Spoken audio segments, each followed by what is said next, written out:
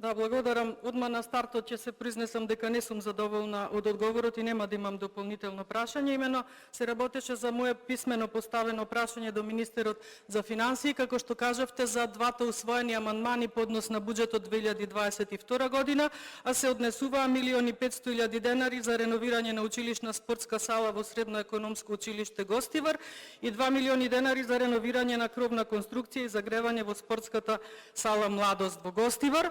Овие усвоени амандмани, дури и колегата на СДСМ од Гостивар се произнесе нели како успех на неговата пратеничка група, бидејќи благодарение на мнозинството се изгласале, но за жал и двајцата останавме без доделените средства. Токму затоа го поставив прашањето. Министерот за финансии ме упати до министерот за образование и наука, бидејќи таму била ставката определена овие средства да се доделат.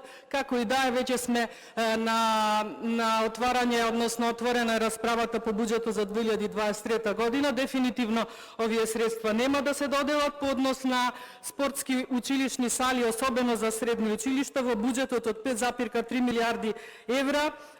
За оваа намена е намален за 100% или чиста нула, значи нема надеж за реконструкција на било која спортска училишна сала. По однос на спортската сала Младост, бидејќи видов дека на 84-та седница на влада одржана на 22 септември оваа година биле издвоени дополнителни финансиски средства за спортскиот центар Борис Трајковски во Скопје за негова санација. Сакам на премиерот да му кажам дека салата Младост во Гостивар има буквално исто значење како и спортскиот центар Борис Трајковски во Скопје. Во оваа сала спортуваат спортисти и спортистки од сите возрасти и националности.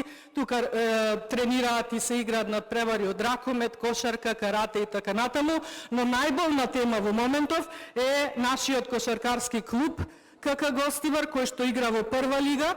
Во моментов се наоѓа прв на табелата, после 6 одиграни кола, завршува со 6 победи, но за жал оваа влада со буџет од 5,3 милиарди евра нема слух за помош на оваа сала. Јас се надевам дека сите колеги од мнозинството ќе го поддржат мојот поднесен амандман овој пат за 36 милиони денари за комплетна реконструкција на оваа сала и нема да го повикам премиерот да стане и да го види сала, може слободно да седи. Јас само ќе му ги поделам овие фотографии. Ова е шестиот играч на КК Гостивар, односно публиката.